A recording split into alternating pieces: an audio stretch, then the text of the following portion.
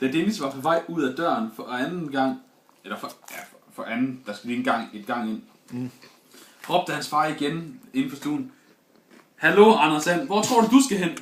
Jeg skal da på Dennis Marathon, sagde Dennis glad for sin far. Nej, det skal du godt nok ikke, råbte Dennis far endnu højere. Du skal satme ikke på tur med de idioter, som gjorde, at du kom 5 minutter for sent hjem i går. Du kan fisse over på tanken og købe mig 6 sølv for din bistandshjælp. Din ting er i hvert fald sikkert med din fede taber, du går ingen steder. Jeg er ikke de fede taber. Nå, det er overdrevet. Ja.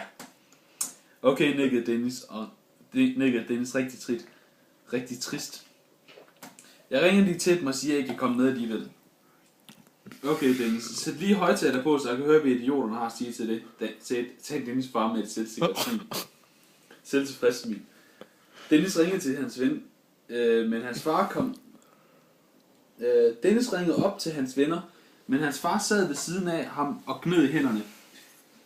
Jeg kommer ikke alligevel, sagde Dennis med gråd i stemmen. Hvorfor ikke, spurgte Peter.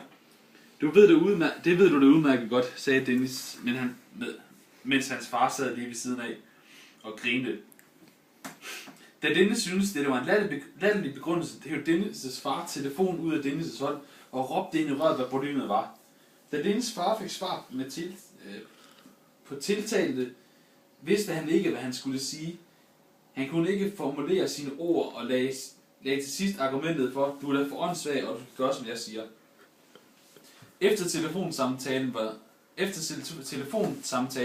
var Dennis' far ret hissig, da han kiggede på Dennis og klappede ham en ordentlig lussing, hvorefter han sagde, skrid med dig, og du skal fandme ikke vise dig her resten af dagen, dit store fjols. Kapitel 2. Så er maratonet i gang. Dennis gik ud af døren med en hævet kind og tårer i øjnene. Han gik over til de andre for at tage med.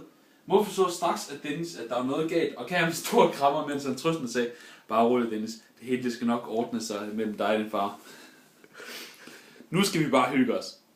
Turen gik som sagt til Silkeborg, hvor Dennis først havde planlagt, at han skulle ud og gå på strøget i Silkeborg, og bagefter ud at bade. Som I kan se, blev Dennis hurtigt i godt humør igen. Her ses Dennis med et par fjollede lyserøde solbriller. Jeg var da totalt lækker med de solbriller, det er jo kraftigt ikke fjollet. Silkeborgsøerne, vandsprøjt.